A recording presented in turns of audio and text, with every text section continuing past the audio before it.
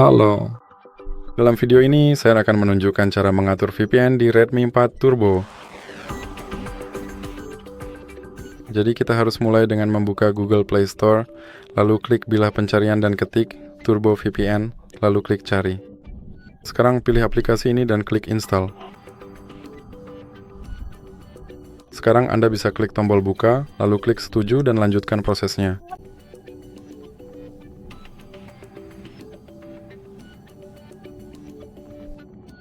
Dan sekarang Anda dapat menutup iklan ini. Lalu klik izinkan dan klik kirim. Sekarang klik tombol ini untuk memulai VPN Anda dan klik OK. Kemudian Anda dapat menutup iklan ini, dan seperti yang Anda lihat, saya terhubung ke VPN Amerika Serikat. Jadi itu saja untuk video ini. Jika Anda menyukainya, jangan lupa meninggalkan like dan berlangganan.